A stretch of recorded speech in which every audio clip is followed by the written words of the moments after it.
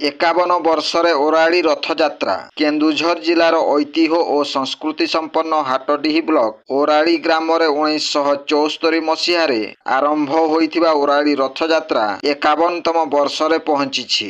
ଆଜି ଏଠାରେ ଘୋଷଯାତ୍ରା ଧୁମଧାମରେ ଅନୁଷ୍ଠିତ ହୋଇଛି। ଅଞ୍ଚଳର ପାଖାପାଖି 10,000ରୁ ଅଧିକ ଶ୍ରଦ୍ଧାଳୁଙ୍କର ଏଠାରେ ସମାବେଶ ହୋଇଥିଲା।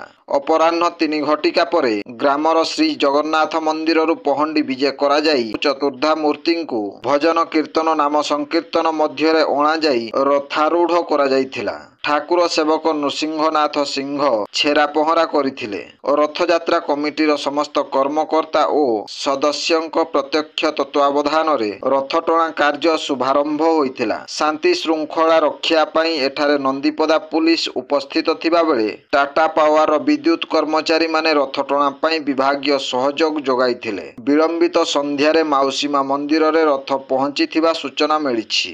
Bureau report, Janajagaran Odia. Video ଗୁଡ଼ିକ ଆପଣମାନଙ୍କୁ ଭଲ ଲାଗୁଥିଲେ ଆମ ଚ୍ୟାନେଲକୁ ସବସ୍କ୍ରାଇବ୍ କରିବା ସହ ଲାଇକ୍ ସେୟାର କରିବାକୁ ଭୁଲନ୍ତୁ ନାହିଁ।